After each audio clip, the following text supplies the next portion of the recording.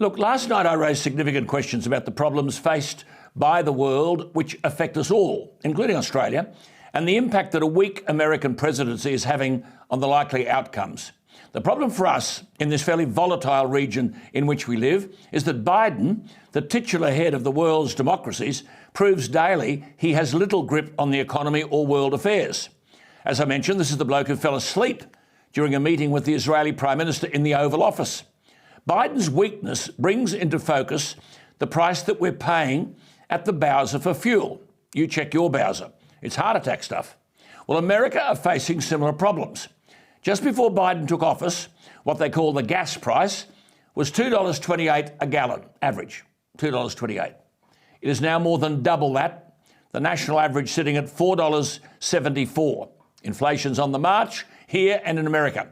In America, it is at a 4-decade high, and 79% of Americans describe their economy as poor. As here, petrol prices are a big factor in this. Now, grade 1 economics tells us that price is a factor of demand and supply. If the floods wipe out the potato crop, potatoes are dearer.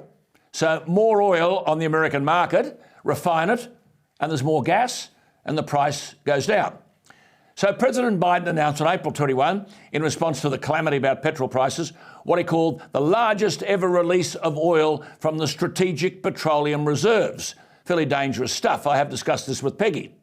They are what the name suggests, reserves of oil if America were confronted by a crisis.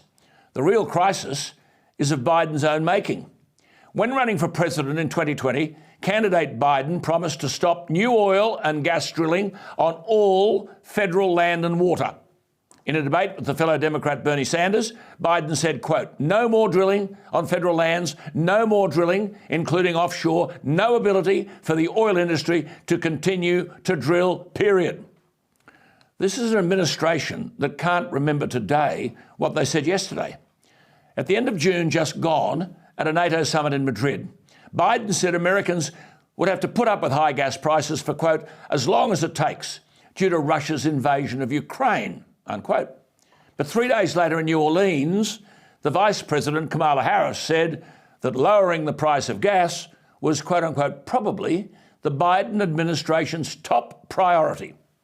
This has led President Biden in recent weeks to attack the oil companies, saying they only care about profits and not the well-being of the average consumer. Only this week, President Biden tweeted that, quote, "companies running gas stations," unquote, should, quote, "bring down the price that you're charging at the pump. My message to the companies running gas stations and setting prices at the pump is simple. This is the time of war and global peril," unquote.